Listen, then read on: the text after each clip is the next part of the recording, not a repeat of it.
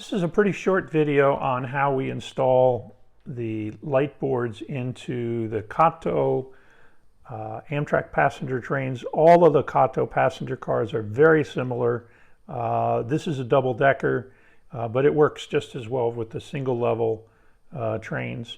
We're just going to move this, and you can see the lights come on. This one, I put some people in. It's some time ago. I realized when we were going to upgrade, I thought, wow, that's pretty cool. I haven't seen that. Looks great. All right, so we're just going to take it off the track. I've already installed it, and let me back up here a little bit, just sort of you can see what's going to go on.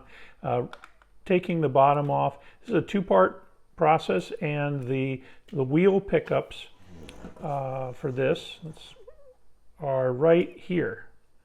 Okay, so those 1, 2, 3, 4 for the trucks, they're already set in.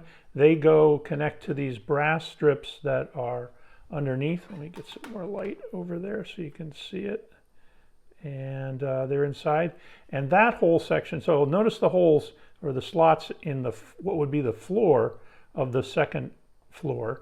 And that's how the light shines down into the passenger area on the lower floor. This just comes out. These we happen to have soldered to the brass strips, just a small bit of wire.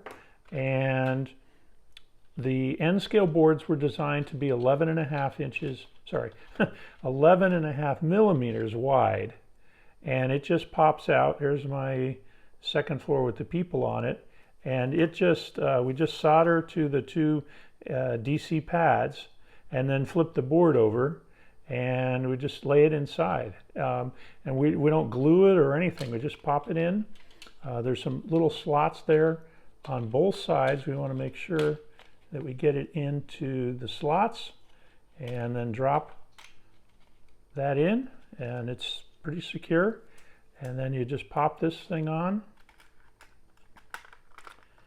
There we go. And let me move this a little bit here, and if we're with any luck, the lights go on, and there we go. So it's pretty simple. It's 2 wires from the 2 metal pads and 2 wires to the connectors on the board, and it's pretty good. There we go. So it's really easy to install in the Amtrak cars. Likewise with the Southern Pacific cars and some of the other Southern Pacific, Union Pacific, we have some of those. New York Central, all of the Kato N-scale passenger cars, it's just it's a piece of cake to put them in. And they just look terrific. And as you can see in the other videos, all the configurations of how the lights, maybe the lights stay on a little bit instead of just going off completely. You can configure those with the CVs that are part of the system. And here's another way we've installed the light boards into the car. This is it's a customer's car, and I'm just going to pop off the bottom like it's just identical. In this case, a little bit different. What we did is we used 2 brass strips.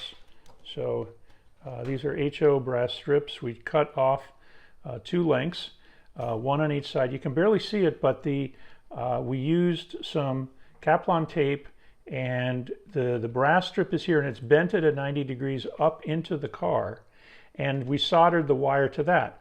So there's no soldering on the original part of the car. We slide these brass strips, our brass, floating brass, underneath the main brass strip that's part of the car on both sides, and then we use this tape just to hold them in place. And that way there's really no modification to the car. Those brass strips will slide out. The board, all of us, just comes out with it, which is soldered. And again, just like before, you just pop that on and it's ready to go. Now in some cases there's a center console right in the middle of the car, and you may have to shave that down just a little bit so that the board, which is in the roof, has a little bit of space there. It's not perfect, but it's pretty close. So there's the other way that can be installed. And I don't have the track out here, but you saw this car in the demonstration product announcement video.